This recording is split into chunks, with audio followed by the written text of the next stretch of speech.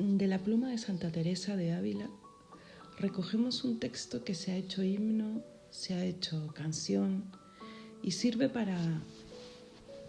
nos sirve a muchos para de alguna manera querer decirle a Dios cuánto agradecemos y cuánto le queremos por haber dado su vida por nosotros.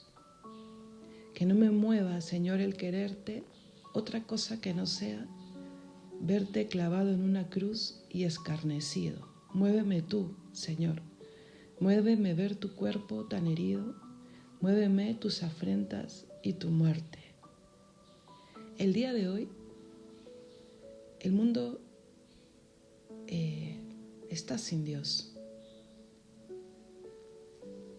En la tarde, al inicio de la tarde del Viernes Santo, la Iglesia conmemora y renueva el acto de amor más grande que Dios ha podido tener con la humanidad. Yo creo que nunca llegaremos a comprender completamente el valor de poder decir que Dios ha muerto por ti o por mí. Un Dios crucificado. Bienvenidos una vez más a este momento de reflexión. Se me viene a la mente el momento en el que Santa Vaquita, esta santa africana, de una grandeza espiritual gigante, yo les recomiendo acercarse a su vida, se ha hecho incluso una película sobre ella, mira por primera vez un crucifijo y el sacerdote le explica que es Jesús, el Dios de los cristianos. Y a ella le sorprende mucho que esté crucificado y le dice al Padre, ¿qué cosa hizo para estar ahí? Para que le hayan crucificado. Esa reflexión de Santa Vaquita creo que la tenemos que hacer todos. ¿Qué hizo Jesús para terminar su vida aquí en la tierra clavado en una cruz? Yo te animo, hermano, a que a lo largo de este día te des ese momento frente a Dios, porque siempre será el mejor lugar, o en casa con la disposición más adecuada frente a un crucifijo y le preguntes tú también al Señor, ¿por qué estás ahí? Es un día también para acercarnos al Evangelio con sed de poder encontrar en las líneas, en los capítulos que nos narran la pasión del Señor, estas respuestas al por qué estás aquí, por qué estás ahí, por qué tanto amor, por qué era necesario que fuese así, etcétera, etcétera. Yo te aconsejaría tal vez empezar con alguno de los sinópticos, con Mateo, por ejemplo, Mateo y Lucas, que dan detalles preciosos. Lucas, la parte del buen ladrón, y luego terminar con Juan. En el capítulo 19, justo antes de la muerte de Jesús, creo que es alrededor del versículo 27, 28, me he encontrado esta Semana Santa con una expresión en labios de Jesús en la que muy pocas veces había reparado. Creo yo que nunca. Y es lo que yo les quiero compartir el día de hoy. Acaba Jesús de encargarle al discípulo amado a su madre. Y a la madre acaba de encargarle la figura del discípulo amado a todos nosotros. Y Jesús, me imagino que dirigiéndose al Padre y también a todos nosotros, dice, consumatum est, todo está cumplido. ¿Pero qué cosa está cumplido?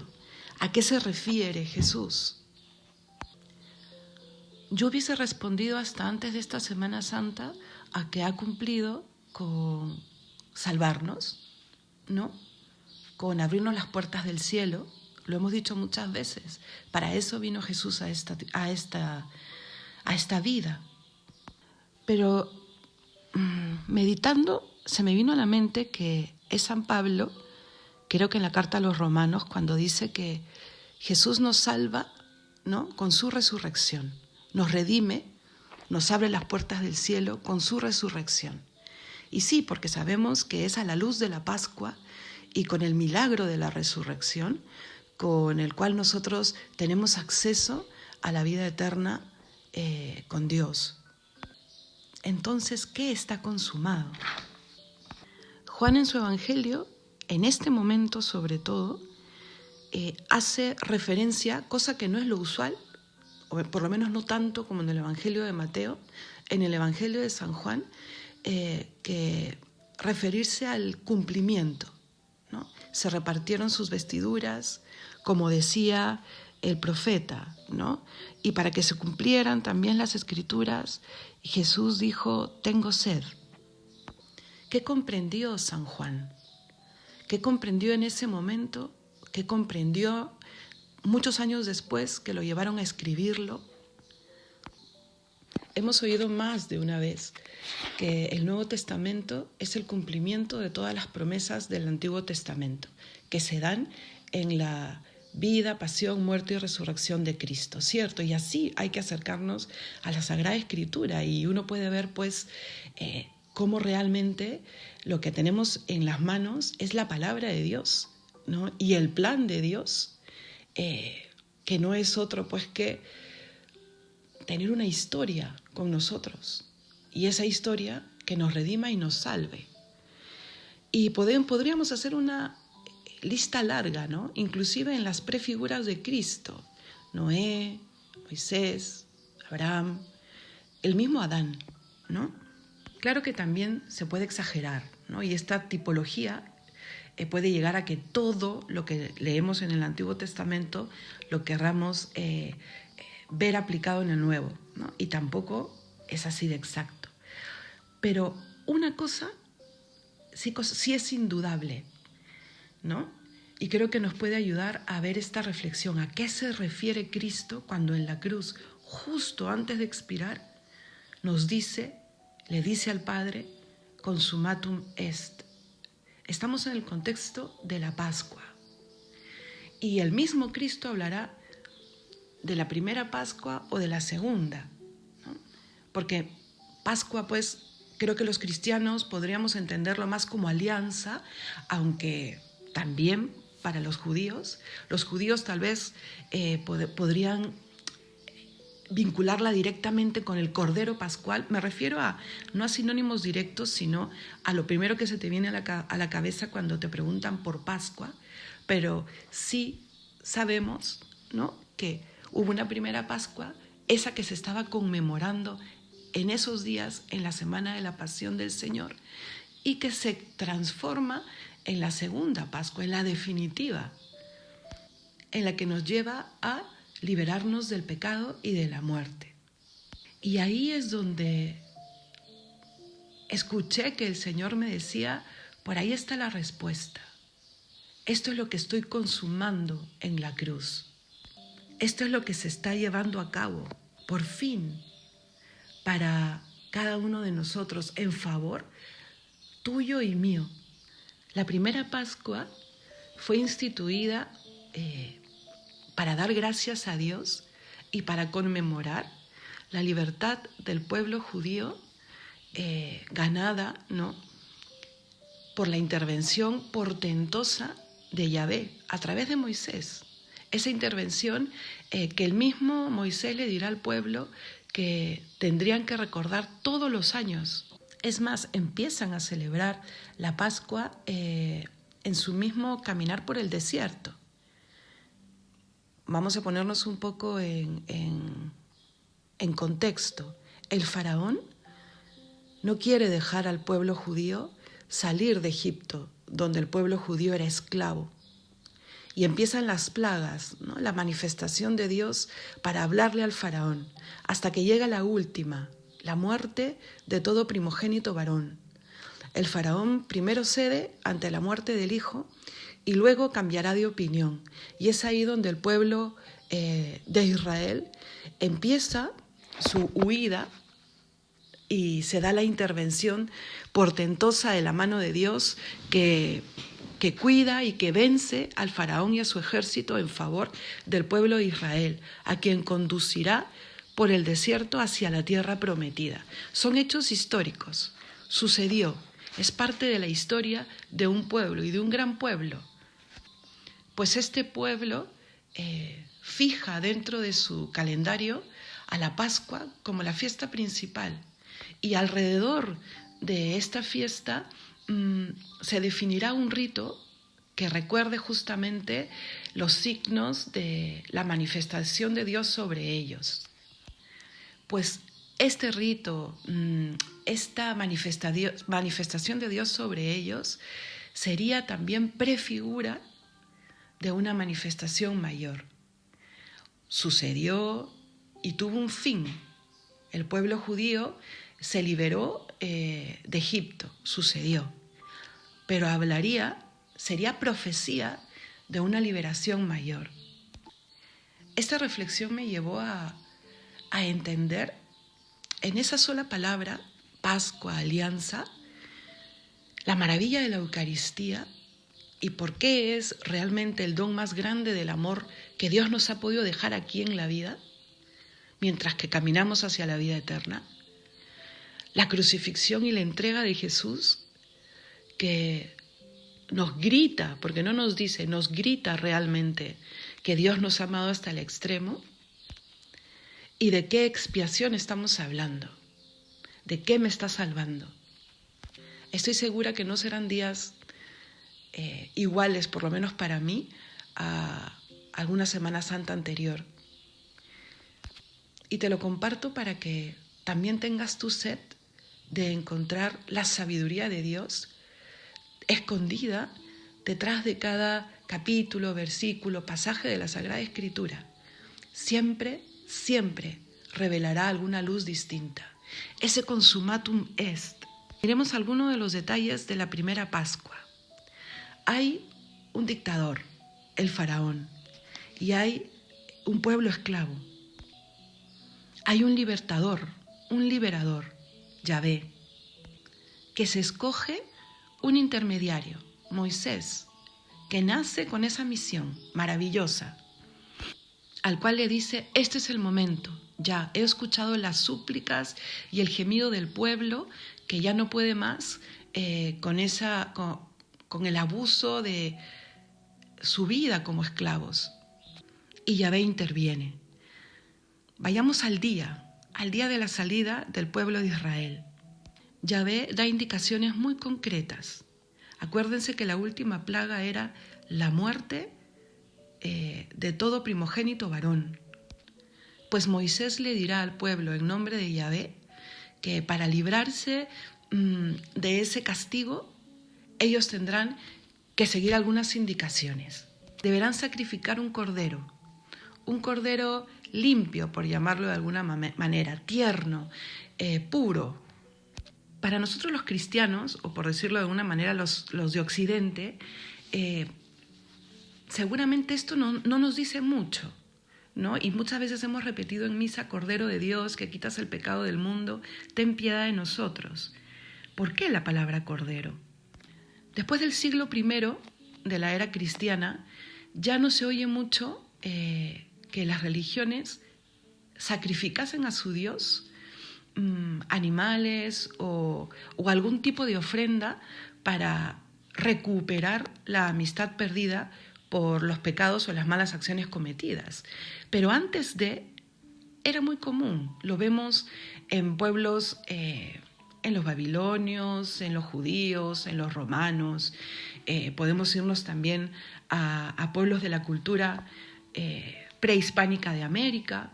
El hombre religioso siempre supo que debía reconciliarse con Dios después de sus malas acciones y que esas malas acciones podrían tener consecuencias sobre el bien de sus propios pueblos. Claro, se llevaron a extremos inclusive hasta de sacrificar vidas.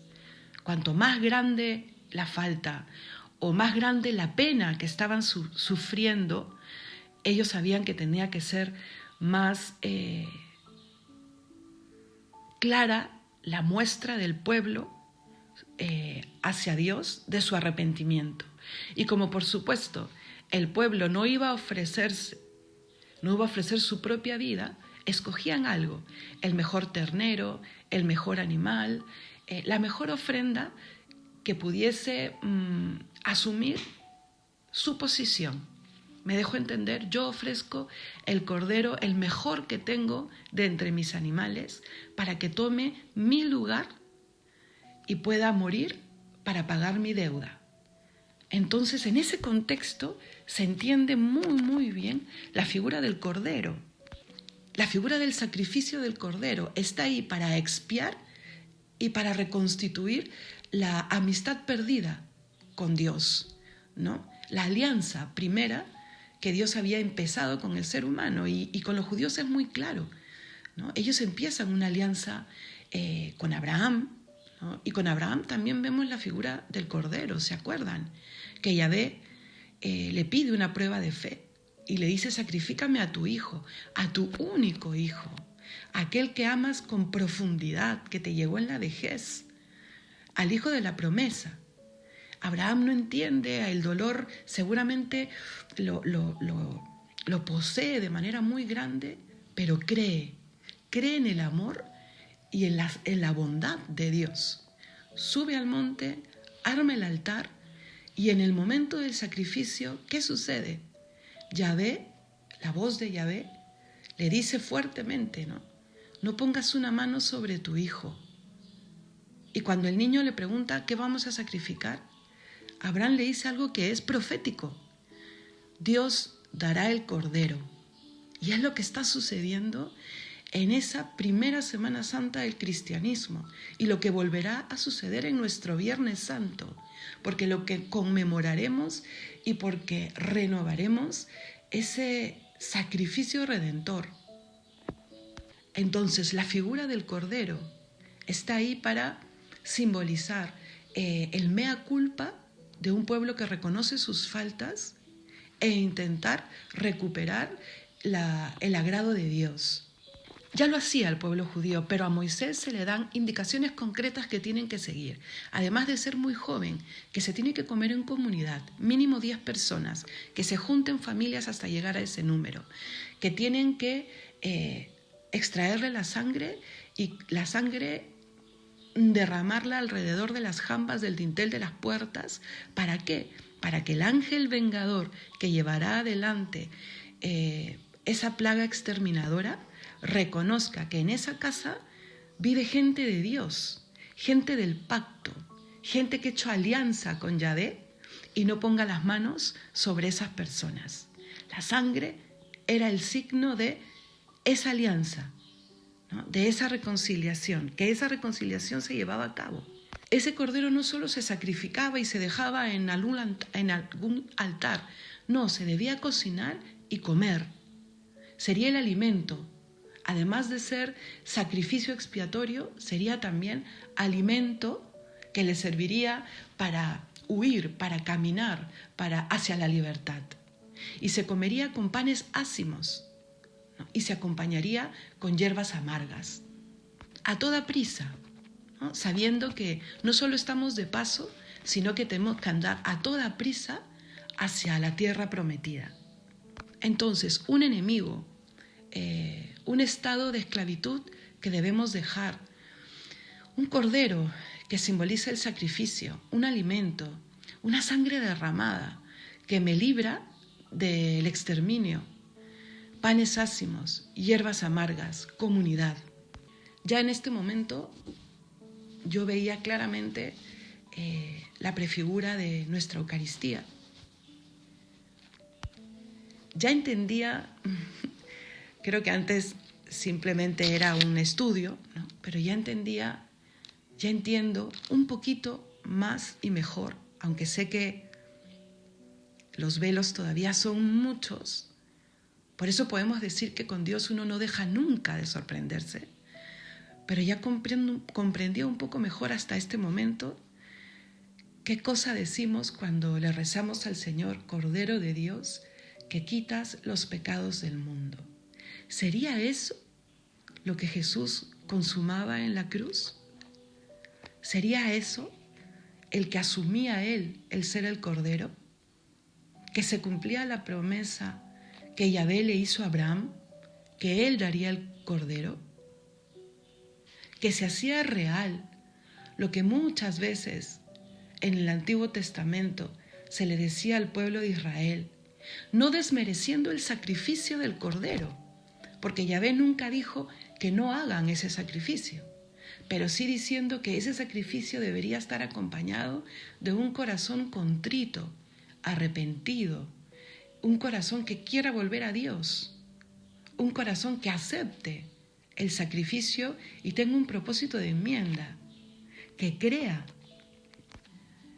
Sí, Señor, gracias por ser tú el Cordero. Y por eso en la carta de los Hebreos se dirá que es el único sacrificio. Ya no hay más. Ya no deberán haber más. Y realmente es el único que logra su cometido, ese doble cometido, expiar mis faltas y sellar una alianza eterna, inquebrantable con el Señor. Por lo menos de parte de Dios, una alianza inquebrantable.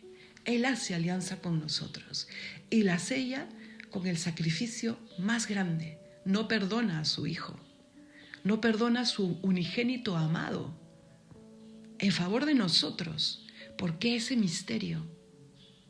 ¿Cuán grande puede ser el amor que Dios tiene sobre nosotros, que entrega a su Hijo único?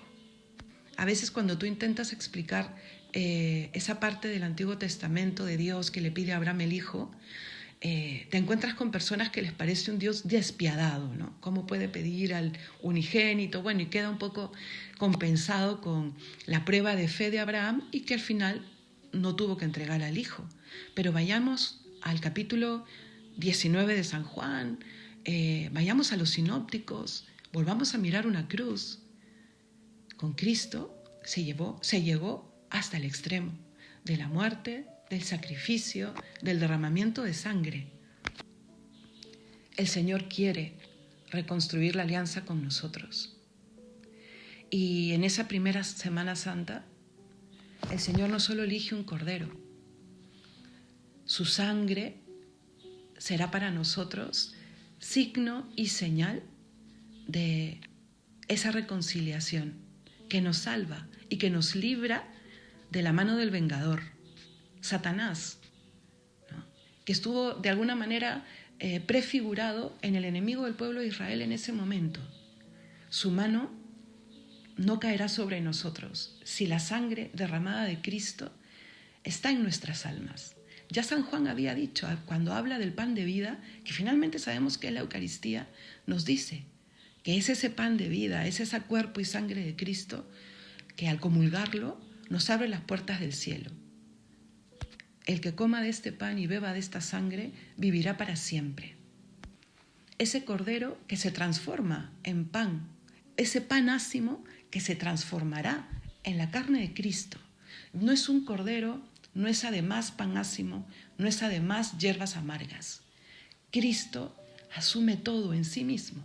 Él es el cordero que se convierte en pan y que asume todo esto en la amargura de su pasión, iniciada desde Getsemaní. Ese trago amargo lo vive Él. Despojado de todo, entregándolo todo, Él mismo dice, consumatum est. ¿Qué significado más grande cobran estas palabras? Haced esto en memoria mía. San Pablo está ahí recordándonos que es en memoria de Cristo, como obra el sacerdote, y que por eso se instituye el sacerdocio, para eso por sobre todo. Es la nueva alianza sellada por mi sangre.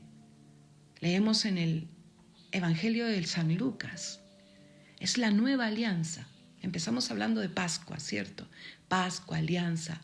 Es el momento en el que la palabra alianza está en bocas del mismo Cristo en el Nuevo Testamento. Cordero, alianza, carne. expiación. Jesús ahí consuma nuestra expiación y nuestra vuelta a la amistad inquebrantable con Dios. Ojalá que el día de hoy podamos tú y yo ir a esta liturgia hermosa que no es Eucaristía, ese contraste, ¿no? En la cruz se sintetizará, ¿no?, aquello que Jesús había hecho unas horas antes al instituir la Eucaristía, que cobrará sentido a la luz de la Pascua. Por eso hablamos de un triduo, ¿no? No nos podemos quedar solo en el pórtico del jueves, tampoco en el Viernes Santo. Es un caminar hasta la resurrección. Pero Cristo había empezado ya hablando de su cuerpo, de su sangre, en esa última cena, en esa conmemoración de la primera Pascua. Ojalá, como les decía, que al ver el sagrario vacío, anhelemos que ese pan de vida, su cuerpo entregado por nosotros, no nos falte nunca. Le demos gracias porque se quedó con nosotros, y al mirar la cruz que levantará el sacerdote e irá desvelando, diciéndonos que ese es el árbol de la cruz, vengan, adorémosle, porque ahí ha sido consumada la expiación de nuestros pecados, nuestra salvación, podamos acercarnos y decirle al Señor: sí, Señor, que caiga sobre mí aquello que vaciaste de tu corazón cuando la lanza atravesó tu costado y me salve, con las aguas del bautizo, con la fuerza de la Eucaristía. Ya no volvamos a comulgar igual. La verdad, cuando se pone frente a nuestros ojos en algún grado mayor, aunque sea un poquito más, no puede dejarnos indiferentes, y menos ante el sacramento del altar, que es donde Cristo ha querido decirnos: aquí estoy, vengan a mí. Yo he hecho esto, me he subido a la cruz, lo he consumado todo. Me he puesto como cordero llevado al matadero. He cargado sobre todo, sí, como las víctimas que se ponían para aplacar lo que nuestros pecados atraían, pues sí, yo he cargado con el pecado de todos, hasta el final, y he derramado mi sangre. Pero ahí no acaba todo, y además me he quedado. Yo estaré contigo todos los días, hasta el fin del mundo. Consumatum est. Mateo dirá que después de la muerte de Jesús, inmediatamente se rasgó el velo del templo. Es también una manera de significar que ya no será necesario ningún otro rito, ningún otro sacrificio. Ya no. El único sacrificio que agrada al Padre es el de Cristo en la cruz, que se renueva todos los días en el altar y que tendrá un final feliz de alguna manera, ¿no? Lo que celebraremos el domingo. Y que Él espera que esa Pascua, esa resurrección, también se dé en ti y en mí. Así como el pecado llega por el mal uso de la libertad, la salvación también podremos acceder a ella por el buen uso de la libertad. Cristo ya lo consumó todo. Ahora nos toca a nosotros, como Santa Teresa, decirle: no me mueve ni el cielo ni el infierno, Jesús. Muéveme el verte ahí, subido a una cruz, por mí, pagando lo que yo he debido pagar, pagando lo que yo nunca iba a poder pagar, porque así me subiese a la balanza que midiese hasta la última de mis buenas obras, siempre, siempre el peso sería insuficiente. Tuviste que venir tú, Señor, y poner en la balanza tu vida y tu corazón. Toma tu cruz y sígueme, nos dice el Señor, haciendo referencia también a la cruz. Jamás será como la de Él. Siempre recuerda cómo se rasga el velo. ¿A qué me refiero? A que el sacrificio necesarísimo ya se hizo, la cuenta ya se pagó, pero Él es tan bueno que nos dice: pero yo sé que tú necesitas reconciliarte también con Dios, tú como protagonista del acto de reconciliación. Pues sí, toma tu cruz y dile al Señor: quiero reconciliarme contigo, quiero subirme a este camino que ya ha sido instituido por Jesús y que ya ha sido pagada la deuda por Jesús. Pero quiero acercarme, Señor, y seguirte. Esa cruz tuya, pequeña, jamás está vacía. Primero porque alguien ya sabe lo que es subirse a la cruz. Y segundo porque ese alguien está ahí. En toda cruz está Jesús, diciéndonos, está hecho, está hecho. La cruz entonces no solo es consumación, no solo es sacrificio, no solo es expiación, es la prueba más grande del amor incomprensible de un Dios inmortal, todopoderoso, que se hace mortal, que muere y que se arriesga al desamor. Un Dios que, por decirlo en lenguaje de catequesis para niños, estaba completo y feliz lo más que se pueda antes de la creación del hombre. Y al crearnos, entra en este misterio de poder ser despreciado por una criatura ínfima si nos comparamos con Dios. Un Dios que asume un corazón y un Dios que podrá sufrir en ese corazón humano la muerte del hombre, la traición del hombre, el desprecio del hombre. Tenemos la oportunidad, como la Verónica, de apreciarle, de decirle aquí estoy, Señor, de ser como el cireneo, pero el cireneo que se pone en pie, que nadie obliga y que le ayuda a recorrer este camino para la salvación mía y la salvación de los demás. Déjame recorrer contigo la vía dolorosa, Señor, para la redención de mis pecados, sí, y también para la redención de muchos otros. Déjame calmar esa sed tuya y déjame decirle a tu corazón que no quiero pecar más, que me perdones y que me ayudes para volver a ti detrás de cada caída, porque somos débiles, porque sí, fallamos, pero no permitas, Señor, que pueda romper mi amistad contigo.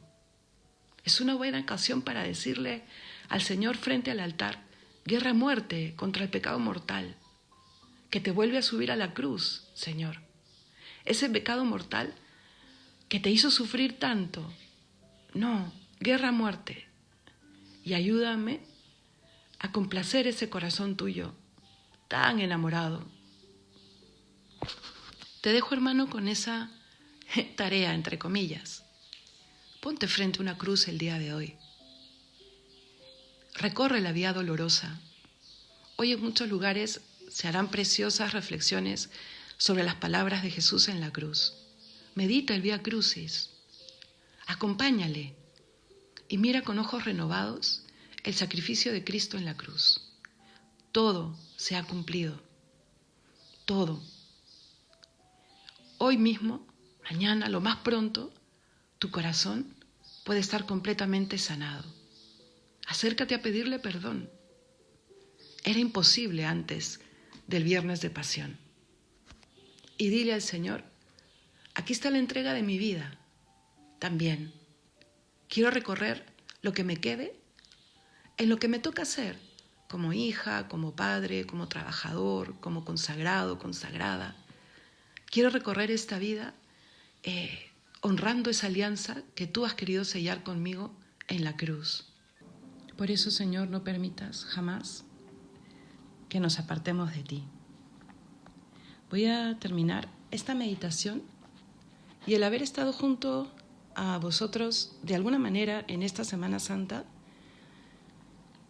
con esta cita bíblica que resume también lo que estamos celebrando y toda la vida cristiana, el propósito de la vida cristiana, el propósito de la vida en general. Está en el capítulo 3, a partir del versículo 15 en adelante. Puedes leer un poquito antes inclusive, y dice: así tiene que ser elevado el Hijo del Hombre, para que todo el que crea tenga en él la vida eterna. porque tanto amó Dios al mundo que entregó a su Hijo único, para que todo el que crea en Él no perezca, sino que tenga vida eterna.